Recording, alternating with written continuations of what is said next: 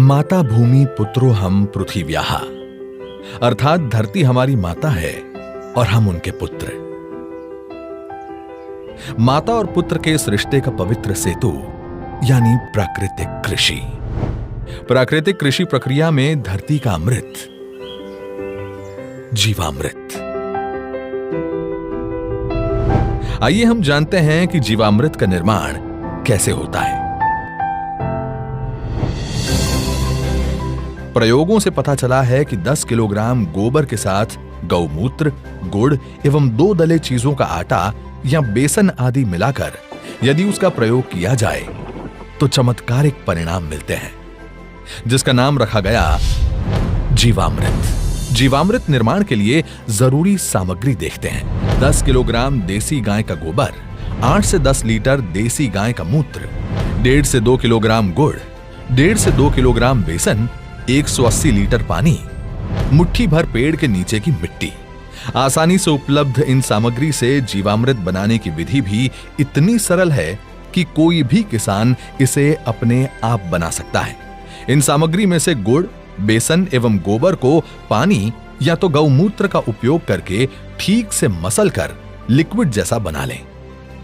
अब इन सामग्रियों को एक ड्रम में डालकर उसे लकड़ी के एक डंडे से घोलना है। ठीक से घोलने के बाद जीवामृत बनने के लिए 2 से 3 दिन तक छाया में रख देना है। प्रतिदिन सुबह और शाम घड़ी की सुई की दिशा में लकड़ी के डंडे से 2 मिनट तक इसे घोलना है और जीवामृत को बोरे से ढक देना है। यह जीवामृत जब सिंचाई के साथ खेत में डाला जाता है तो भूमि में जीवाणुओं की संख्या अविश्वसनीय बढ़ जाती है और भूमि के रासायनिक व जैविक गुणों में वृद्धि होती है। जीवामृत को महीने में 2 बार या 1 बार उपलब्धता के अनुसार 200 लीटर प्रति एकड़ के हिसाब से सिंचाई के पानी के साथ दीजिए। फलों के पेड़ों के पास दोपहर 12 बजे जो छाया पड़ती है, उस छाया के पास प्रति पेड़ 2 से 5 लीटर जीवामृत भूमि पर महीने में 1 बार या 2 बार गोलाकार में डालना है। इससे मिट्टी स्वस्थ बनती है और फसल भी उतनी ही बेहतर मिलती है। इससे किसान के मित्र माने जाने वाले केंचुओं की संख्या बढ़ती है। प्राकृतिक कृषि में गहरी जुताई की भी जरूरत नहीं होती है। इतना ही नहीं, प्राकृतिक कृषि भूमिगत जल को भी बढ़ाती है। इस प्रक्रिया से मुख्य फसलों के साथ सहयोगी फसलों को भी उगाया जा सकता है। घन जीवामृत जीवामृत का ही सूखा हुआ स्वरूप है, जिसे फसल बोने से पहले जमीन में मिलाया जाता है।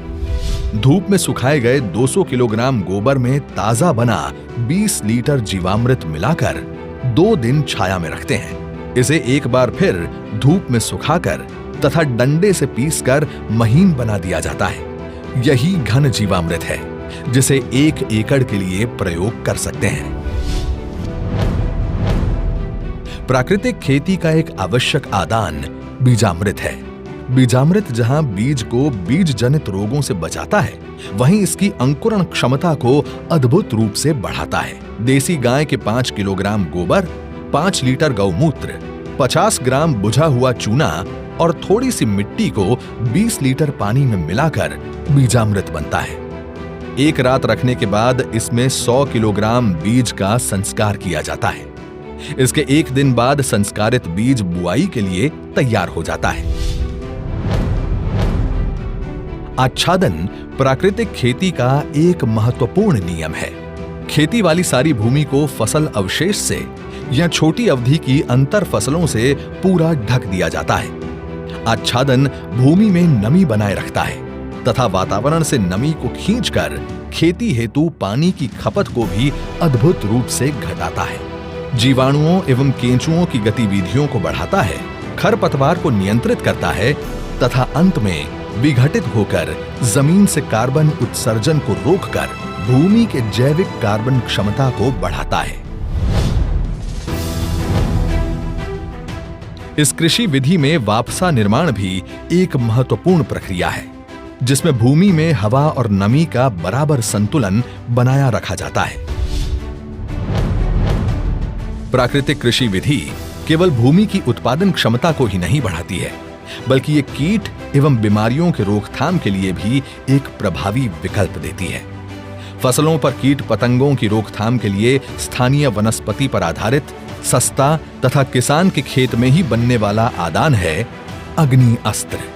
5 किलोग्राम नीम या अन्य स्थानीय पौधा जिसे गाय नहीं खाती के पत्ते, 20 लीटर देसी गाय का मूत्र, 500 ग्राम तंबाकू पाउडर, 500 ग्राम हरी मिर्च तथा 50 ग्राम लहसुन के पेस्ट को मिलाकर धीमी आंच में उबालकर 48 घंटे के लिए रखा जाता है। सुबह शाम 2-2 मिनट के लिए घोलें। इस घोल को 6 लीटर प्रति 200 लीटर पानी में मिलाकर 1 एकड़ में छिड़काव करते हैं। नीमास्त्र, ब्रह्मास्त्र, दशपर्णी अर्क इत्यादि भी कीट पतंगों की रोकथाम के लिए उपयोग में लाए जाते हैं। इसी तरह खट्टी लस्सी, कंडी, सौठास्त्र इत्यादि प्रभावी रूप से विभिन्न बीमारियों के निवारण के लिए प्रयोग में लाए जाते हैं। प्राकृतिक कृषि से देश में नई ऊर्जा का संचार हो रहा है। हमारे पद्म पुरस्कार